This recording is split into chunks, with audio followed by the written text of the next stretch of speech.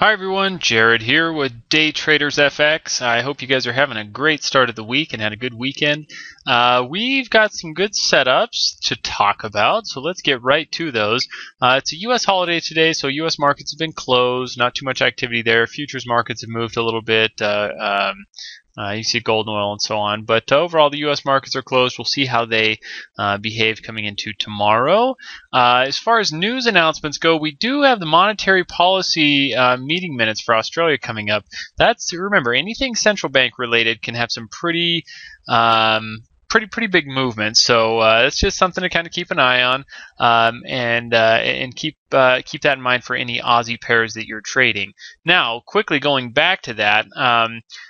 Tomorrow we do have it's a little bit of a quiet day tomorrow. The German zoo's always a bit of a mover, so we'll keep an eye on the euro pairs. And then we have again some more central bank stuff coming out of Switzerland, so that'll be worth keeping an eye on. So just keep those couple of things in mind. Here's the euro dollar, and it's kind of in a middle zone for me. I'm not too anxious to jump into this thing either way. I think there's a short-term setup. You can see this little trend line right here. You can see it even a little bit better from the 15-minute chart. I'm kind of watching this. I'm looking to see if we can get a break. It looks like the 200-day moving average has kind of done a good job holding this at bay. And so if we get this thing breaking down, then I'll be looking for entries at this trend line break, which are right around we're currently sitting around 133.50. So we're looking to just get a little bit of momentum away from 133.50. So 133.40, 133.30, 35.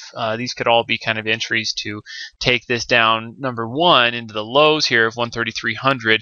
But like we've talked about many times, I think this is going to be a good level and a good area of support that we need to keep a close eye on, and that's 132, about 132.60, 65, right in that general area. I would say at this point the euro dollar has a pretty darn good chance of reaching that. Now it may or may not exceed it. But I think we're at least going to reach that. So you can see we're about 70, 80 pips away from that general area. And then from this upper area, 134.30, which I'll talk about as well, we're about 70 pips away from that as well. So we're kind of in this interesting little middle area. 4-hour chart, the 200-day moving average is held in here pretty nicely, but now we've really started mixing up in there. And this is, this is a very probable area for break, a nice break away from the 200-day moving average. So at least at this point, I think we have a decent chance of reaching 132.65. If we don't, I will be looking, if we don't get a break and a run down there, I'll be looking for opportunities to probably get a little short-term sell off of this 134.30. We've got 200-day moving average. We've got a nice little trend line up here. And I think this is going to be a good possible area for a short-term correction, retracement, so on. If we do get that breakout up to about 134.30, there's good support and resistance in that general area right there.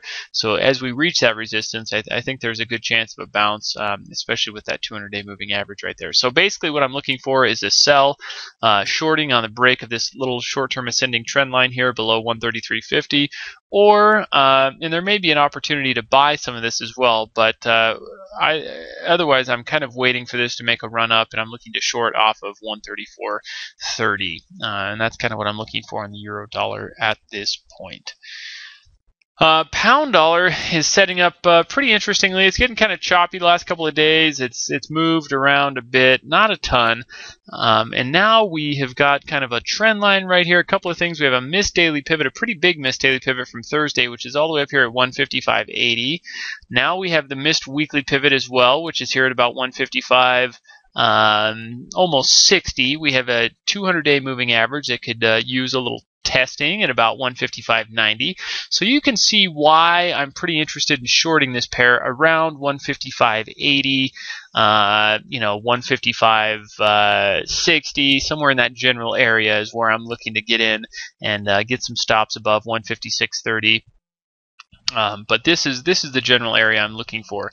We've missed a lot of targets that usually are commonly hit, so I think we've got a good chance of running into those and then coming off those and continuing the trend downward. So the pound's getting a little bit in the oversold side, so it's probably due for a bit of retracement, and that's where I think we can get that opportunity to short it at around 155.80s area against around the 156.30. So that's kind of what I'm looking for. We're a little ways away from it. You can see about almost 120 pips, but that shouldn't be a a crazy horrific run to get there.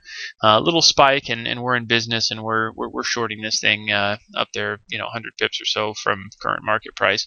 I don't really see any amazing short-term trend lines that I'm going to watch for a break of, even on 5 and 15-minute charts. So if you want to try to buy into this upward movement, good luck. I think there's definitely some opportunities there, but I'm probably just going to wait and see if I can just short up here as opposed to catching that upward movement, because it's a choppy, messy one, and we're not really sitting on any super specific well-established support. We do have some lows back here of July, which are good areas of possibly keeping the pair from getting too much lower, but really the big levels are at the 15200 area down here. So that's where I'm going to probably stay away from buying into this rally if we do get one, and just wait for that rally and short off of those levels.